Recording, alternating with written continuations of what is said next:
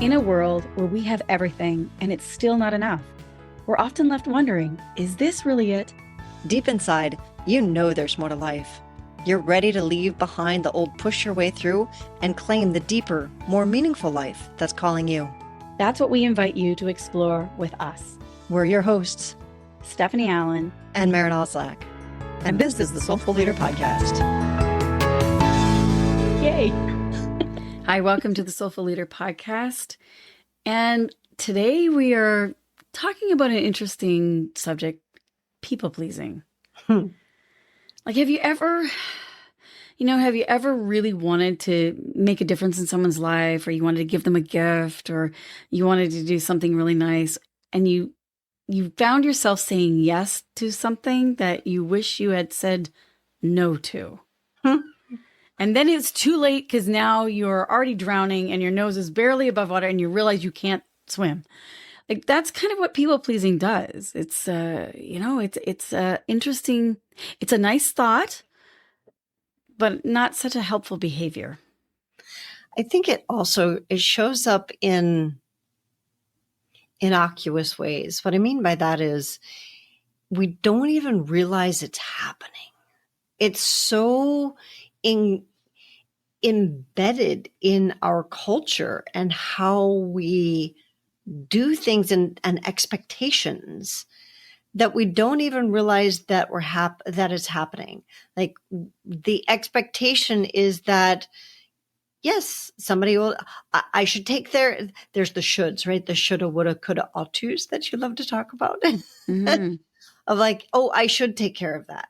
So you just automatically do, or you say that you will, but then it ends up this this big rolling stone of, oh my God, why did I say yes to that? And I not, like you said, now I have to do it. Now I have to find time for it. And so you put your own stuff on the back burner, and then there's the resentment that builds, and then it can turn into anger, and then it can, like, all of this stuff comes along with it.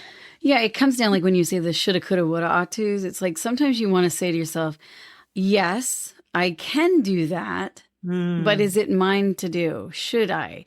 Am I the one to do this? Just because I can doesn't mean I should.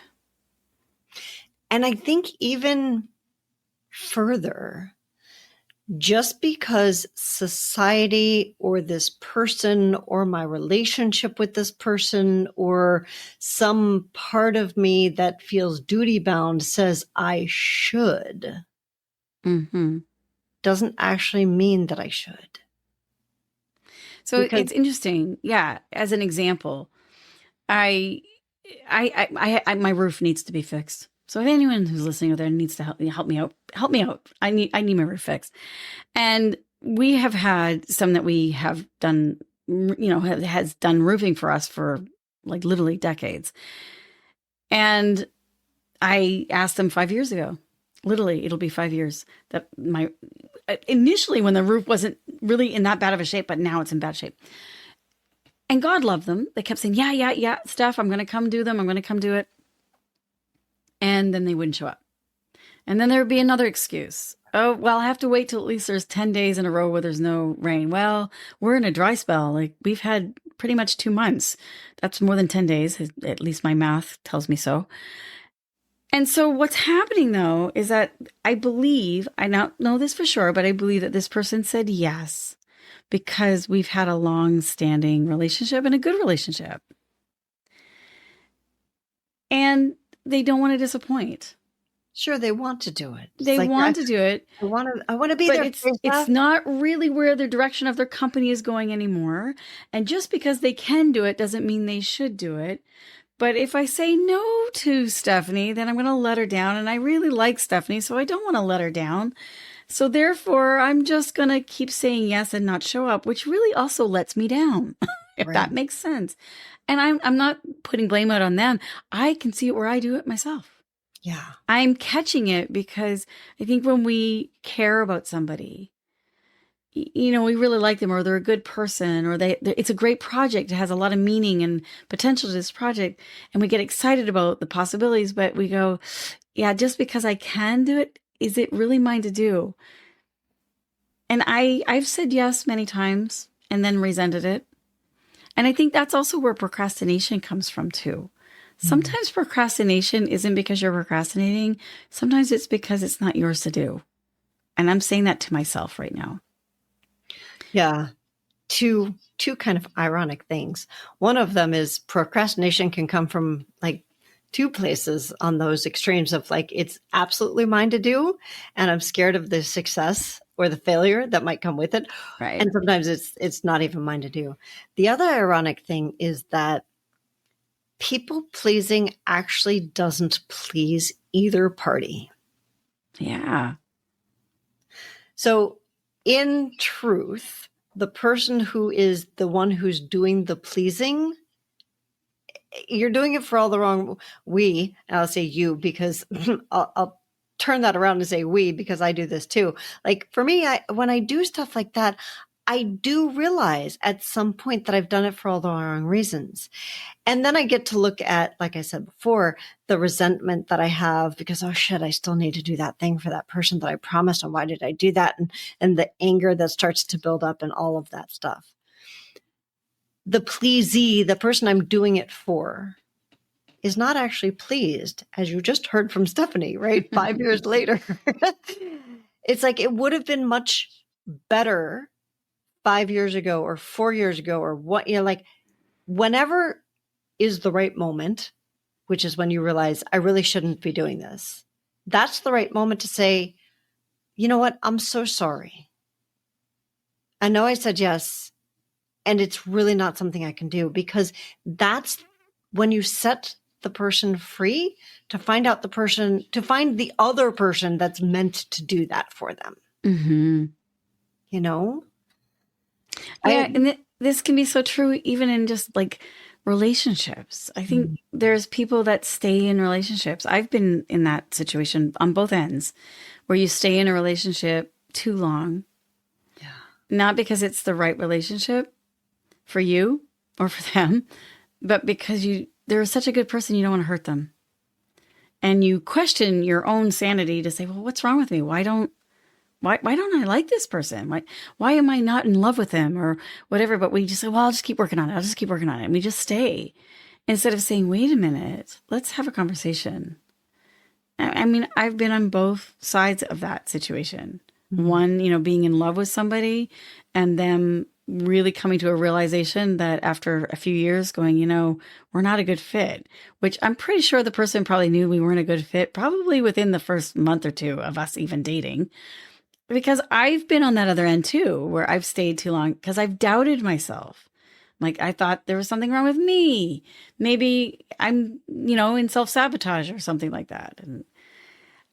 And so when I say this, the reason I'm saying this is that as long as we don't know ourselves. Yeah. And I don't mean concretely, like I'm this type of personality, I'm black and I'm white or this or that. It doesn't matter. That's not what I'm saying. Is like when we haven't got a practice to discover what is going on internally, then we will literally stay in a cloud of people pleasing and self-doubt and lack of confidence and lack of motivation. And we'll call it procrastination. We'll call it depression. We'll call it anxiety. We'll call it all kinds of things. And when you start to move on that path of like, who am I? What are my gifts and strengths? What is my life's unfolding purpose really meant to offer? And I'm saying this because I'm in a state of my life right now where I'm losing a lot of people. They're transitioning through death. And I'm reading their obituaries and I'm like, wow, is that what it comes to? Like at the end of our lives, we're just kind of summed up to a couple paragraphs. And if that's true, how does one want to be remembered? How does one want to be, how are you going to give your gifts and strength? What are your gifts and strength? Do you know? And it's just something that's really been percolating in my heart and soul lately. And noticing where I recognize people pleasing in other people and I don't call it. And when I don't call it on myself too, like, wait a minute. I think that I'm so glad you brought that up, because I think it's hard to call somebody on their people pleasing. I had a woman that I worked with, and she wanted to work with us because she really loved what we were doing. And so it became a conversation. The conversation was, she asked, well, what is it that you need done? And we had a list of things that we needed done. The thing that I responded back to her, though, was, it's not so much about what we need done. It's, what would you like to do? And let's find the overlap of what you want to do and what we need done. And then we'll meet there. And she didn't get that. Well, it's a different paradigm, isn't it? It's like very different paradigm. People don't tend to, like, it's like file not found. Yes. Like, what are you talking about? I don't understand. What you asked me, you're hiring me for a job and you're giving me a list of things that need to be done. And now you're telling me I can do whatever I want. Like, that's sometimes how it goes. Right. Instead of saying, hey, we recognize you have some gifts and strengths. You really like what we're about. Where can you apply your gifts and strengths to bring us to a whole new place that we might not even know we can go? And that's a different paradigm. That is. And that's the leadership paradigm that we work with. Is the whole reason that we're talking about people pleasing is because, in order to, as I mentioned, right, people pleasing doesn't please either party. So both parties get let down. So why do we even call it people pleasing, right? It's not pleasant. It doesn't. Yeah. It's actually relationship destroying. It is. It's very much destructive. So the way that Stephanie and I work is that we do it from a different paradigm. We're like, who are you? So the antidote to people pleasing is knowing yourself. Because when I know myself, I know it's like you said, I can do that. And it's not mine to do. So let me give you some ideas of somebody that could, or just flat out, I can do that. And I just, you know what? It's not mine to do. So now I free the person up to find the right match. Because what ended up happening with me and this lovely, lovely woman who really, really wanted to work with us was that we went through the process of her getting to the point of realizing all the list of our to-dos that we needed to get done. She's like, oh, you know what? I'm so frustrated. I'm not good at that. And this is where I say it's hard to call somebody on their people pleasing, because she needed to find that out for herself. And at the same time, it cost us, there's always a cost to people pleasing. So what it ended up costing me is our time and energy and effort spent getting her to the point of recognizing that's not the right thing for me, versus that same amount of time spent, okay, we could have found somebody in the meantime. And I don't mean that as a shame thing. I think it was a great exercise for both us and for her. And I learned a lot in that process. I do also think that, like, yeah, there is this hard, it is hard to call somebody on their people pleasing, because they have to, that recognition has to come from within them. It is about, I don't know if it's the only antidote for people pleasing. There are probably others. And one of the most powerful and clear ones is, I know myself. When I know myself, and I, like you said, not from the concrete place of like, well, here's what I like. From that ongoing, like, discovery place, that, we talk about inner mastery, from that inner mastery place. When I know myself, I can say clear no's. So maybe one of the things we can look at is that when someone asks you to do something for them, to take a pause, to really take a pause and ask yourself, where is your response coming from? Is it coming from a place because you love and you want to please them? That's okay. But ask another question. Is this really yours to do? Or can you guide them to someone else who could actually do the job better and more beautifully? That's about surrendering one's ego. I think there's also a third question of, like you said, is if you're doing it because you love this person or you really believe in what they're doing.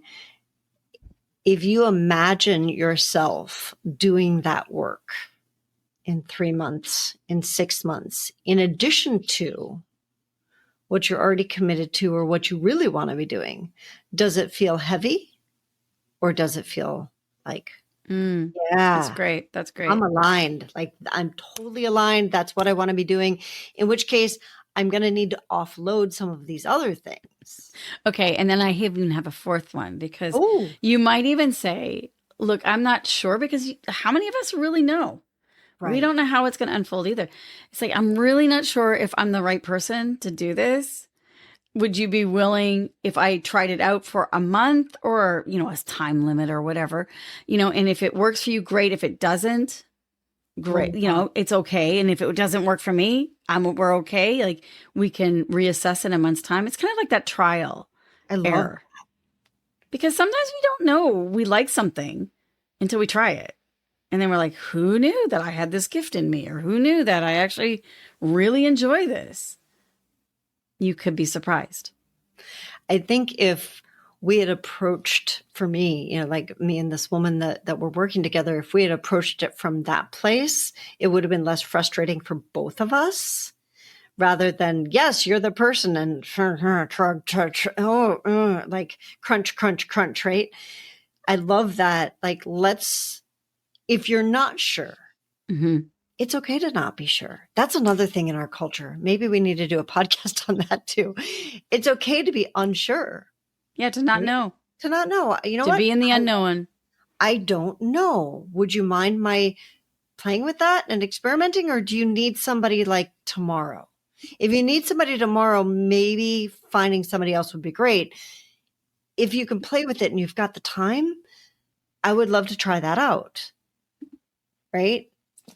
I think that's a phenomenal fourth question.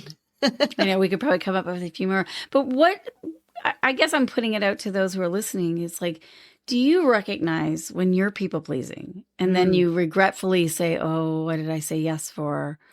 Or you begrudgingly go, oh, I have to go and do this, or I have to, to really look at that. And if you can to look at yourself with love and kindness, because that's a discovery process. Congratulations. You're discovering who you are and who you're not. And also to asking like where it's coming from. Like, do I say yes because it's just, I want to be close to this person, or I want to feel like I'm loved or that I'm valued? Or is it really coming from a place that, hey, this is really effortless for me. I can totally do this and I love this and I would totally make a difference, Yeah. Just to have that space for yourself to do inquiry. And I think that goes back to your first, like the first thing to do is pause. Yeah. Like don't automatically agree. Put a pin in it. Say, hey, could I get back to you about that? And really breathe with it. And come up with, there are alternatives to yes and no. Oh, imagine that. There you go. I like it. Yeah. And I just want to add one last thing is, if you're in a situation where you've already agreed to something and it's weighing you down, have a conversation. Yeah. I just set yourself free or set them free. Have a conversation. I read that I think it's a Taoist saying about the best time to plant a tree is 20 years ago and the second best time is today. Same thing. The best time to have not people pleased is when it was first asked, and the second best time is today. So have the conversation. So cool. I love this one, and I hope you guys did too. If you're interested, you can find us on our Facebook group or our LinkedIn group, both at The Soulful Leaders. We're on YouTube at The Soulful Leaders, and our podcast comes out every other week. You can usually get a blog post from us on those intervening weeks at thesoulfulleaderpodcast.com. So join our email list, and we'll see you in 2 weeks on the Soulful Leader Podcast.